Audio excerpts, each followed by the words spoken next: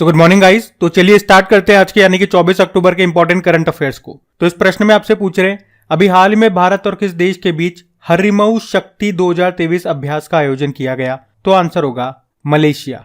तो एक्सरसाइज का नाम क्या है? हरिमऊ शक्ति 2023। किन दो देशों के बीच में? भारत और मलेशिया के बीच में। और आयोजन कहां पे हुआ? ये भारत में हुआ। भारत में भी कहां पे? मेघालय के उमरोई में। और इसमें भारत की तरफ से राजपूत रेजिमेंट ने हिस्सा लिया। ये 3-4 चीजें आपको याद रखनी है। एक्सरसाइज का नाम, किन दो देशों के बीच में होता है, इस बार कहां पे हुआ, और भारत की तरफ से इसमें राजपूत रेजिमेंट ने हिस्सा लिया। अच्छा, इसी से रिलेट करके 2-3 एक्सरसाइज आप और याद कर सकते हो। जैसे कि ये तो हो गया क्या? हरिमऊ शक्ति।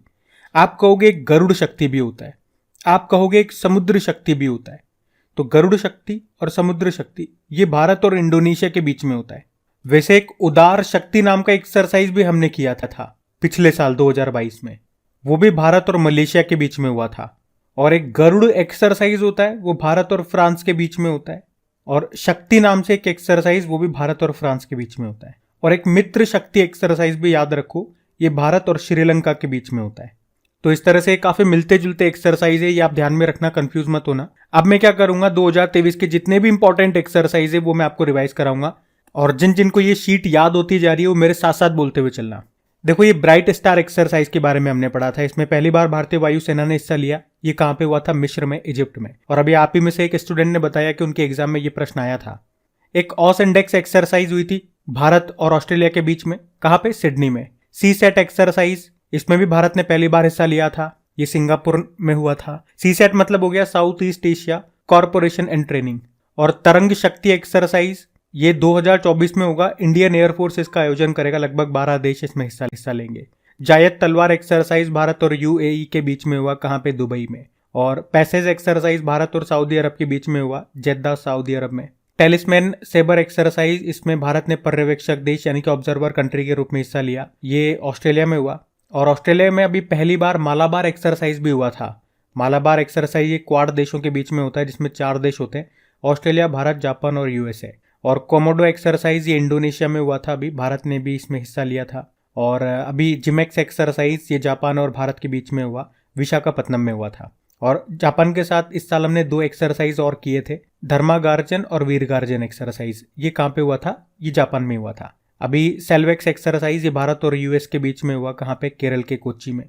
नोमैडिक एलिफेंट एक्सरसाइज भारत और मंगोलिया के बीच में हुआ। कहाँ पे? मंगोलिया की कैपिटल उलानबतर में। अल मोहद अल हिंदी एक्सरसाइज ये भारत और सऊदी अरब के बीच में हुआ, सऊदी अरब में। एक था एक्सरसाइज और एक्यूबेरिन एक्सरसाइज, ये दोनों हम करते हैं मालदीव के साथ में। समुद्र शक्ति एक्सरसाइज भारत और इंडोनेशिया के बीच में हुआ, बाटम इंडोनेशिया में। सागर कवच एक्सरसाइज ये भारतीय तटरक्षक बल ने आयोजन किया। इसका कहाँ पे? पश्चिम बंगाल में। अजय वॉरियर एक्सरसाइज भारत और यूके के बीच में हुआ। कहाँ पे? यूके में। यूके के साथ अभी हमने कोंकण एक्सरसाइज भी किया था अरब सागर में। कोप इंडिया एक्सरसाइज भारत और अमेरिका के बीच में हुआ। कहाँ पे? पश्चिम बंगाल में। स्लाइनेक्स एक्सरसाइज ये भारत और श्रीलंका के बीच में हुआ, कोलंबो में। बोल्ड कुरुक्षेत्र एक्सरसाइज भारत और सिंगापुर के बीच में हुआ, ये राजस्थान में हुआ था। सिंगापुर के साथ हमने अग्नि वॉरियर एक्सरसाइज और सिम्बेक्स एक्सरसाइज भी किया। फ्रिंजेक्स एक्सरसाइज ये भारत और फ्रांस के बीच में हुआ। कहाँ पे? केरल के तिरुवनंतपुरम में। एफ इंडेक्स एक्सरसाइज ये भारत और 20 अफ्रीकी देशों के बीच में हुआ, पुणे के औंध सैन्य स्टेशन में। डस्टलिक एक्सरसाइज भारत और उज्बेकिस्तान के बीच में हुआ, उत्तराखंड के पिथौरागढ़ में। और साइक्लोन 1 नाम से एक्सरसाइज हमने पहली बार किया अभी मिस्र के साथ में, इजिप्ट के साथ में, राजस्थान में किया। और युद्ध अभ्यास एक्सरसाइज ये भारत और यूएस के बीच में हुआ, यूएस के अलास्का में। FTX एक्सरसाइज या मतलब हो गया इसको फील्ड ट्रेनिंग एक्सरसाइज, भारत ने भी इसमें हिस्सा लिया, ये रशिया के मॉस्को में हुआ। अभ्यास चक्रवात, इसका आयोजन इंडियन नेवी ने किया था अभी गोवा में। संप्रीति एक्सरसाइज ये भारत और बांग्लादेश के बीच में हुआ, मेघालय के उमरोई में। और ASEX-01N ये पहला आसियान संयुक्त सैन्य अभ्यास था, ये हुआ था इंडोनेशिया के नातूना द्वीप समूह में। तो ये आपके 2023 के लगभग 30 एक्सरसाइज मैंने आपको रिवाइज करा दिए, इनको ध्यान में रखने हैं आपको। और अगर आप इस वीडियो को वेरी फर्स्ट टाइम देख रहे हैं तो आपको लगेगा इतना सारा रिवीजन एक साथ करा दिया, तो ये हमने एक साथ नहीं कराया है, ये हम जनवरी से कराते आ रहे हैं। स्टार्टिंग में इस लिस्ट में केवल 2-3 एक्सरसाइज थे, फिर 4-5 हुए, फिर 5-10 हुए, फिर 15-20, फिर अब लगभग 30 हो गए। और आगे जाकर के ये 35 होंगे, 40 होंगे। तो जब जब एक्सरसाइज का प्रश्न आता है, ये शीट में आपको बार बार रिवाइज कराता हूं, तो आप इसको इतनी बार रिपीट कर लोगे तो आपको ये याद होने लगी। फिर बताइए, हाल ही में इसरो ने मिशन गगनयान के किस क्रू एस्केप मॉडल का सफल परीक्षण किया? तो आंसर होगा TVD-1। आप जानते हो भारत का पहला मानव युक्त मिशन कौन सा है? गगनयान मिशन है। और अभी इसके टेस्ट व्हीकल अबॉर्ट मिशन यानी कि TVD-1 का सफल परीक्षण किया गया। इसकी फुल फॉर्म जरूर याद रखना। TVD-1 की फुल फॉर्म मैंने आपको बताई, टेस्ट व्हीकल अबॉर्ट मिशन इसका नाम है। क्योंकि हो सकता है ये प्रश्न आपने कहीं और जगह पढ़ लिया हो पहले ही, लेकिन ये फुल फॉर्म आपने नहीं पढ़ी होगी, तो इसको जरूर ध्यान रखना। क्योंकि एग्जाम में TVD-1 नाम नहीं दिया उसने बोल दिया टेस्ट व्हीकल अबॉर्ट मिशन, और आपने ये फुल फॉर्म नहीं पढ़ी, तो आप कहोगे ये कहां से आ गया। तो अब आप जानना चाहोगे कि ये है क्या। तो ये मिशन क्रू एस्केप मिशन है, यानी कि चालक बचाओ प्रणाली मिशन है ये। मतलब आप जानते हो इस मिशन में हम क्या करेंगे, इंसानों को अंतरिक्ष में लेकर के जाएंगे। कब लेकर के जाएंगे? 2025 में। अब उन इंसानों को वापस धरती पे भी तो लाना है कि अंतरिक्ष में ले जाकर के छोड़ देंगे। तो उन्हें वापस धरती पर सही सलामत लाने के लिए हमने ये टेस्टिंग किया है, जिसका नाम दिया TVD-1। अब यहाँ पे बात इसरो की आई है, तो इसरो के बारे में तो मैं आपको बताऊंगा, और अभी इससे संबंधित जो भी इंपॉर्टेंट मिशन हमने देखे वो मैं आपको रिवाइज कराऊंगा। देखो, पहले हम बात करते हैं चंद्रयान 3 की। इसे लॉन्च कब किया गया था? 14 जुलाई को। कब पहुंचा ये? 23 अगस्त को। कहां पे पहुंचा? चांद के साउथ पोल पे ये लैंड किया, और इसीलिए 23 अगस्त को हम राष्ट्रीय अंतरिक्ष दिवस के रूप में मनाते हैं। ये याद रखना, बड़ा इंपॉर्टेंट प्रश्न है, और अभी किसी एग्जाम में ये पूछा भी जा चुका है, शुरुआत हो चुकी है इसके पूछे जाने की एग्जामों में। कहां से लॉन्च किया था? सतीश धवन अंतरिक्ष केंद्र से। किस रॉकेट की सहायता से?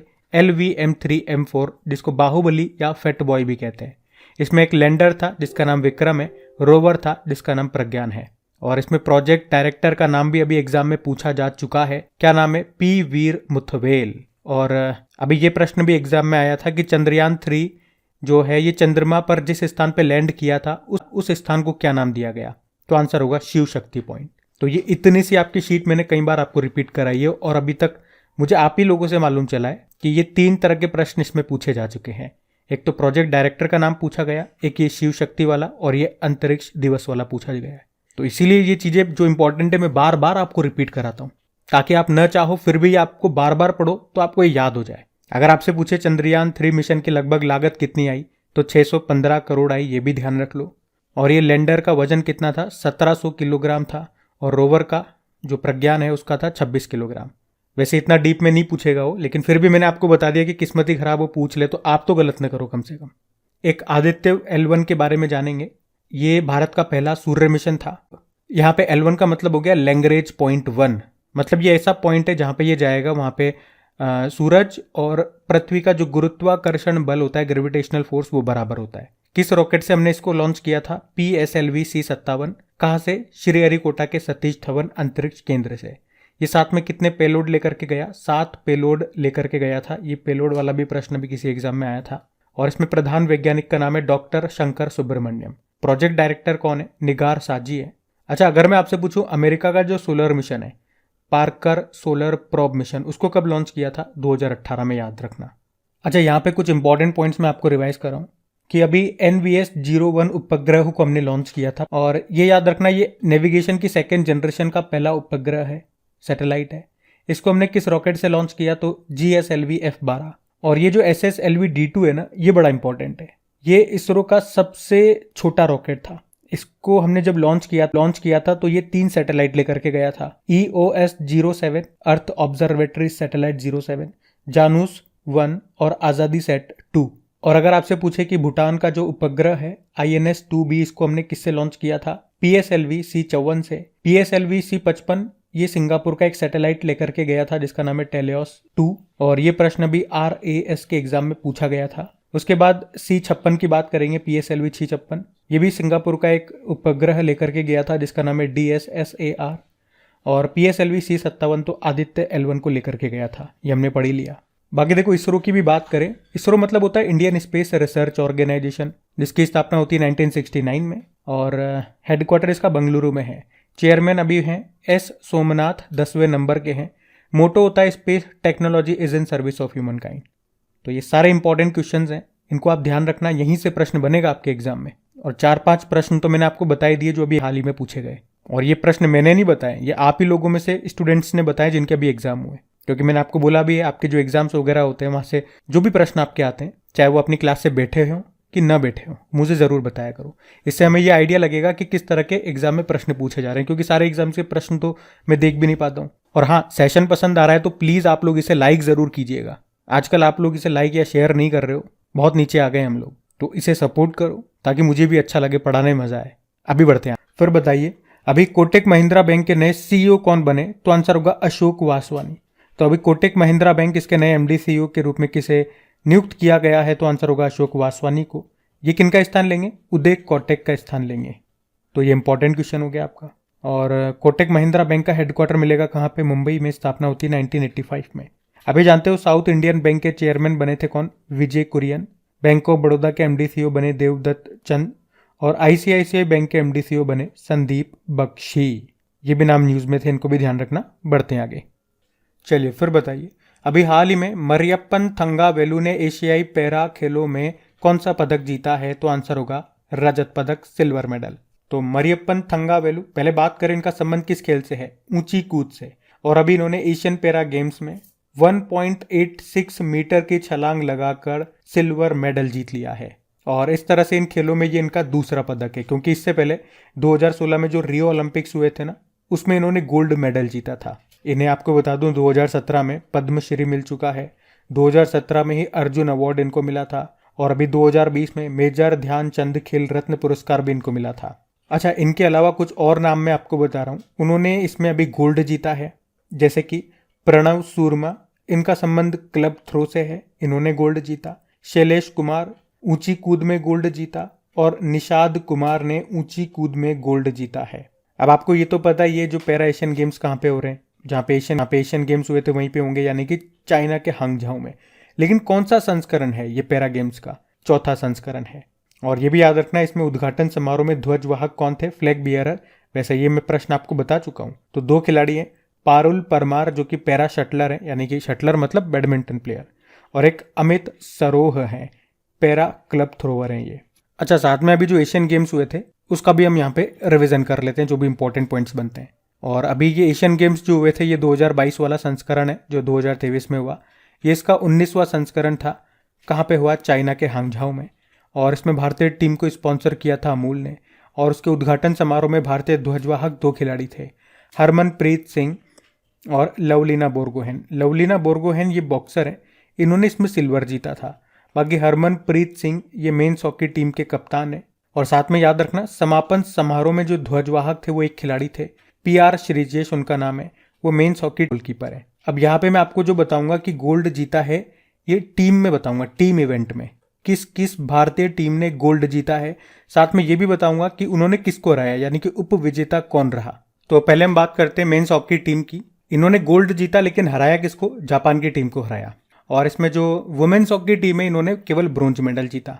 बाकी अगर क्रिकेट टीम की बात करते हैं तो मेंस टीम ने और महिला टीम ने दोनों ने गोल्ड जीता। तो मेंस टीम ने किसे हराया? अफगानिस्तान को हराया, और महिला टीम ने किसे हराया? श्रीलंका को हराया। वहीं कबड्डी टीम में भी आप देखोगे तो मेंस और वुमेन्स दोनों ने जीता है गोल्ड। मेंस ने हराया है ईरान की टीम को, और महिला ने हराया चीनी ताइपे को। महिला वाली टीम ज्यादा इंपॉर्टेंट है। पूछोगे क्यों? क्यों? देखो, इतिहास में, एशियन गेम्स के इतिहास में पहली बार भारत ने 100 से ज्यादा मेडल जीते हैं। तो प्रश्न यहाँ पे 2 तरह के बनेंगे कि भारत ने अभी जो एशियन गेम्स हुए थे इसमें 100वां मेडल किस में जीता? तो कबड्डी में जीता, महिला कबड्डी टीम लेकर के आई गोल्ड। और दूसरा प्रश्न ये बन सकता है कि इस बार एशियन गेम्स में जो 100वां पदक आया वो कौन सा था? गोल्ड, सिल्वर या ब्रॉन्ज? तो गोल्ड मेडल था। अच्छा, वैसे इस बार मेडल कितने आए हमारे पास? 107 मेडल आए हैं। और टेबल लिस्ट में बात करोगे तो पहले पे चाइना, दूसरे पे जापान, तीसरे पे साउथ कोरिया, और चौथे पे रहा भारत। 28 गोल्ड हैं, 38 सिल्वर है, और 41 ब्रोंज है। टोटल 107 है। थोड़ा सा इसका इतिहास भी देखें तो पहले एशियन गेम्स ये 1951 में हुए थे, नई दिल्ली में हुए थे। भारत में ये 2 बार हो चुके हैं, याद रखना, 1951 और 1982। अभी ये 1982 वाला प्रश्न एग्जाम में आया था, बताओ। अभी जो एशियन गेम्स हुए वहां पे कुछ भी नहीं पूछा उसने इतिहास से प्रश्न उठा के पूछ लिया कि दूसरा वाला जो भारत में हुआ था एशियन गेम्स वो कहाँ पे हुआ था। तो इससे तो हम पढ़ ही चुके हैं। तो आप सब ने इसको राइट किया था 1982। और पिछले वाला जो हुआ था 2018 में वो इंडोनेशिया में हुआ, और अभी चाइना में, और अगली बार जो होगा 2026 में वो जापान में होगा। तो मोस्ट इंपॉर्टेंट शीट है ये आपकी। मैं बार बार आपको रिपीट कराता हूँ, तो अब आपको ये याद भी हो चुकी होगी, लेकिन फिर भी मैं आपको कराऊंगा। हम कोई रिस्क। तो अभी बढ़ते हैं आगे। चलिए फिर बताइए, अभी हाल ही में अंतर्राष्ट्रीय हकलाना जागरूकता दिवस ये कब मनाया गया? तो आंसर होगा 22 अक्टूबर को। तो हर साल 22 अक्टूबर को इंटरनेशनल स्टटरिंग अवेयरनेस डे के रूप में मनाया जाता है। मतलब लोगों को हकलाहट के प्रति जागरूक करने के लिए यह दिन हर साल मनाया जाता है। थीम क्या है? One size does not fit all. और डे वाला जब भी प्रश्न आता है, ये शीट में आपको बार बार रिपीट कराता हूं, तो आज मैं आपको रिपीट नहीं करा रहा हूं, लेकिन फिर भी शीट आपके सामने रख रहा हूं। आप रिपीट करना चाहते हैं तो पॉज करके इसको रीड कर लें। अभी बढ़ते हैं आगे। चलो फिर बताओ, अभी हाल ही में IRCTC के CMD किसे नियुक्त किया गया? तो आंसर होगा संजय कुमार जैन को। तो याद रखना, संजय कुमार जैन, इनको IRCTC के CMD के रूप में भी नियुक्त किया गया है। IRCTC मतलब Indian railway catering and tourism corporation, जिसकी स्थापना होती 1999 में और मुख्यालय नई दिल्ली में है। बाकी अभी बॉर्डर रोड ऑर्गेनाइजेशन के नए चीफ बने अभी 28वें नंबर के, नाम है Raghu Srinivasan. Press trust of India board के अध्यक्ष बने KN शांता कुमार। और ये बड़ा इंपॉर्टेंट नाम हो गया, रेलवे बोर्ड की अभी चेयरमैन और CEO बनी थी जया वर्मा सिन्हा, इस पद पर आने वाली पहली महिला। तो ये ध्यान रखना। बढ़ते हैं आगे। चलो फिर बताओ, अभी हाल ही में विश्व कप मैच के दौरान वनडे में सबसे तेज 2000 रन बनाने वाले खिलाड़ी कौन बन गए? तो आंसर होगा शुभमन गिल। तो भारतीय सलामी बल्लेबाज शुभमन गिल अभी वर्ल्ड कप में न्यूजीलैंड के खिलाफ वनडे मैच में सबसे तेज 2000 रन बनाने वाले खिलाड़ी बन गए हैं। और इस तरह से उन्होंने साउथ अफ्रीका के हाशिम अमला का रिकॉर्ड तोड़ दिया, क्योंकि उन्होंने तो 40 पारियों में 2000 रन बनाए थे, लेकिन शुभमन गिल ने मात्र 38 पारियों में ये 2000 रन बना दिए। अच्छा, इसी के साथ कुछ पॉइंट्स मैं आपको और बता दूं कि ये जो हाशिम अमला के जिसकी हमने बात की अभी, ये वनडे में सबसे तेज 3000 रन बनाने वाली अभी खिलाड़ी हैं। जबकि पाकिस्तान के जो कप्तान है बाबर आजम, वे वनडे फॉर्मेट में सबसे तेज 5000 रन बनाने वाले खिलाड़ी हैं। और वनडे में ही सबसे तेज 10,000 रन बनाने का रिकॉर्ड विराट कोहली के नाम है। और अभी वर्ल्ड कप की बात करें तो होस्ट कर रहा है इसे भारत। कौन सा एडिशन है? 13वां एडिशन। इसका मैस्कॉट क्या है? क्रिप्टोवर्स है, जिसमें 2 और शुभंकर जारी कर दिए अभी। एक ब्लेज है और एक टोंक है। ब्लेज एक महिला है और ये बॉलर है, रेड कलर की आप देख सकते हो। जो पुरुष शुभंकर है उनका नाम टोंक है। ये एक बैट्समैन है, ब्लू कलर के हैं। और अभी इसका ब्रांड एम्बेसडर बनाया गया था शाहरुख खान को, और एक ग्लोबल एम्बेसडर बनाए गए थे कौन? सचिन तेंदुलकर। और साथ में ये याद रखना कि भारत वर्ल्ड कप 2 बार जीत चुका है, 1983 वाला और 2011 वाला। पिछला वाला 2019 वाला इंग्लैंड ने जीता था। और इस बार का एंथम सॉन्ग, ये भी प्रश्न एग्जाम में आया था, दिल जश्न बोले, जिसको गाया है प्रीतम ने। और अभी ये कुछ पॉइंट्स हमने करंट अफेयर्स में पढ़े थे, वो भी मैं आपको रिपीट करवा दूं कि अभी वनडे वर्ल्ड कप में सबसे तेज 1000 रन का आंकड़ा पार करने का रिकॉर्ड बनाया डेविड वार्नर ने। ये ऑस्ट्रेलिया के हैं, भारत के खिलाफ बनाए थे इन्होंने। और ICC क्रिकेट वर्ल्ड कप इतिहास में सबसे ज्यादा शतक लगाने वाले खिलाड़ी बन गए रोहित शर्मा। 7 शतक लगाए इन्होंने 19 पारियों में। और साथ में ये सबसे तेज शतक लगाने वाले भारतीय भी बन गए। 63 गेंदों में लगाए इन्होंने शतक। अच्छा, एक प्रश्न मैं आपसे पूछूंगा, ये करंट अफेयर्स का प्रश्न है आपका, कि ICC mains T20 world cup जो 2024 में होंगे, ये कहाँ पे होंगे? ये भी कुछ समय पहले हमने पढ़ा था, अभी मैं आपसे पूछ रहा हूं, आप बताओ कहाँ पे होंगे। हर स्टूडेंट को इस प्रश्न का उत्तर आना चाहिए। जो उत्तर दे देंगे अच्छी बात है, मतलब आपका रिविजन आप सही से कर रहे हो। जो उत्तर नहीं दे पाएंगे, उनका ऐसा तो कुछ होगा नहीं स्कूल की तरह कि मैं आपको डंडे लगाऊंगा या आपके पेरेंट्स से शिकायत कर दूंगा, लेकिन आप ये खुद से एनालिसिस कर लेना। अगर मैं उत्तर नहीं दे पा रहा तो फिर मतलब मेरी पढ़ाई जिस लेवल पे चलनी चाहिए, मैं जिस तरह से 24 घंटे में से अपना समय निकाल के दे रहा हूँ, उसका फायदा क्या हो रहा है और फायदा कैसे होगा? ये कमी है तो कमी कैसे दूर होगी? वो कमी दूर होगी, इनका आप रिविजन नहीं कर रहे हो। आप रिविजन करो, चाहे रिविजन खुद से करो, और अगर खुद से टाइम नहीं निकाल पाते हो, बहुत शेड्यूल्ड ही टाइट है आपका, तो फिर डेली हम करंट अफेयर्स की रिवीजन वाली क्लास बनाते हैं। अभी 2023 से हमने रिवीजन कराना स्टार्ट किया, अभी अप्रैल में हम पहुंच चुके हैं। कई बार वहाँ कई सारे क्वेश्चन का हम रिपीटेशन लेते हैं, ताकि मेरा मकसद आपको वहाँ पे याद करवाना है। तो मैं बीच बीच में क्वेश्चंस को रिपीट करता रहता हूँ। अभी जैसे अप्रैल का चल रहा है महीना, तो उसमें कई क्वेश्चन में जनवरी के भी डाल दूंगा, कई फरवरी के भी डाल दूंगा, आगे भी बढ़ते जाएंगे मतलब, और पीछे का भी वापस रिवीजन करते जाएंगे। तो उस क्लास को देखने की आदत डाल लो, मतलब 10 से 15 मिनट आपको डेली निकालना है, क्योंकि वीडियो के माध्यम से चलोगे तो आपकी आदत बन जाएगी कि मेरे को 10-15 मिनट तो निकालने ही है। और अगर खुद से निकाल पाते हो कि नहीं मैं तो मेरे नोट से ही कर लूंगा, तो कोई दिक्कत ही नहीं है, बस आपको करना स्टार्ट करो, नहीं तो बहुत दिक्कत आएगी आगे जाके। अभी बढ़ते हैं आगे। फिर बताइए, अभी हाल ही में किस बैंक ने गो सेविंग अकाउंट को लॉन्च किया है? तो आंसर होगा RBL बैंक। तो अभी RBL बैंक ने गो सेविंग अकाउंट को लॉन्च किया है। ये एक सब्सक्रिप्शन बेस्ड अकाउंट है, मतलब इसके लिए सालाना आपको कुछ चार्ज देना होगा बैंक को और उसके बाद आपको इसमें कुछ फैसिलिटीज दी जाएगी बैंक के द्वारा। जैसे कि ये एक जीरो बैलेंस अकाउंट है। जीरो बैलेंस तो मतलब समझते हो ना, मिनिमम कोई लिमिट नहीं होती कि भैया इतना पैसा तो आपको रखना ही पड़ेगा वरना आपको चार्जेस देने पड़ेंगे। आप 1 रुपया रखो, 0 रुपया रखो, तो ये एक जीरो बैलेंस अकाउंट है और इसमें सालाना आपको 7.5% का इंटरेस्ट मिलेगा। इसके अलावा भी और कई तरह के फायदे ये देंगे। तो इसका नाम है गो सेविंग अकाउंट, जिसको लॉन्च किया आरबीएल बैंक ने। आरबीएल बैंक ये एक प्राइवेट सेक्टर का बैंक है। स्थापना होती 1943 में, हेडक्वार्टर मुंबई में है और MD CEO R Subramaniam Kumar है। बाकी आप जानते हो अभी भारत का पहला नंबरलेस क्रेडिट कार्ड लॉन्च किया था एक्सिस बैंक ने। इलेक्ट्रॉनिक बैंक गारंटी लॉन्च करने वाला पहला बैंक है ये एचडीएफसी बैंक। और यस बैंक ने अभी आइरिस नाम से एक मोबाइल एप्लीकेशन लॉन्च किया था, तो ये भी ध्यान रखना। बढ़ते हैं आगे। चलिए फिर बताइए, अभी हाल ही में बिशन सिंह बेदी का निधन हो गया। वे क्या थे? वे क्रिकेटर थे। तो भारत के पूर्व दिग्गज स्पिनर थे वो बिशन सिंह बेदी, जिनका अभी 77 वर्ष की उम्र में निधन हो गया।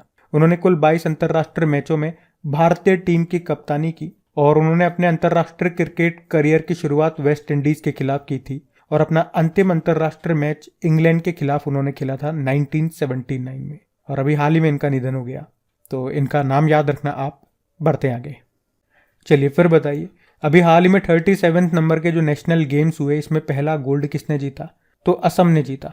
तो नेशनल गेम्स 2023 ये इसका 37वें नंबर का संस्करण है। कहाँ पे हुआ ये गोवा में हुआ। गोवा इसे होस्ट कर रहा है और इसमें पहला गोल्ड जीता है असम की महिला बैडमिंटन टीम ने।